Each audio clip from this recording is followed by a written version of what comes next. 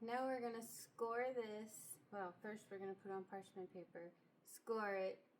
Well, there's a process. Let's get our bread ready to go in the oven. Parchment paper, crumble it up. This helps prevent it from sticking to your dough. Fun fact.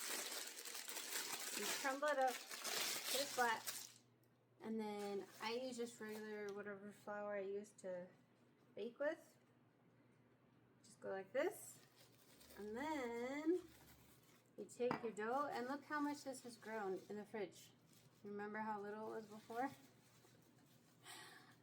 Granted, I've been working this morning, so now I'm on break and I'm finally able to put her in the oven. But now we're gonna take her.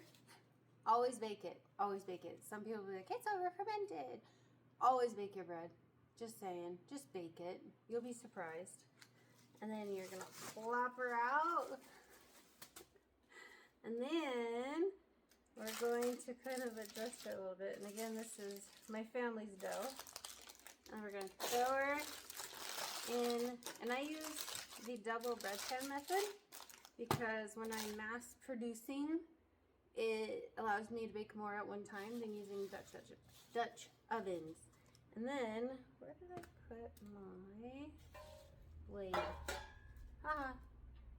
You gotta score it. I like this thing, actually. I just got it off of Amazon. It's really cool. It's like a little knife, and then it comes with replacement parts. And I don't do anything fancy, because I don't know, I'm not fancy. I don't know. And so all I do is just kind of like this, and that's it. And then I kind of cut so that hopefully it'll come up and open up. But that's all I do whenever I'm scoring. It's not anything fancy. You could do fancy if you want to do fancy. Some people will put flour on top of the dough before they score, and you know, I haven't actually tried that in all the years that I've been doing this. Maybe I should try it. Anyway, maybe. I'll do another video on all the different lambs or lambs or blades or whatever you use, but I have bought nearly all of them. And for me, in my kitchen, this works great because then it folds up. I gotta clean it, otherwise I fold it.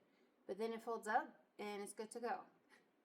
And then I spray, I forgot to get my water bottle, to create steam, because steam is important whenever it's baking. So to create steam, I just spray it, make sure that the paper gets wet, and then we're gonna cover it like it's a Dutch oven. And then we're gonna throw this puppy in the oven. And right now I have it at 410, and we'll put it in for 25 minutes, and then I'll turn it, and then we'll do it for another about 15-ish minutes, and then we'll take off the lid, see what it looks like, and see if it just needs to brown. So, there it is. I'll be back.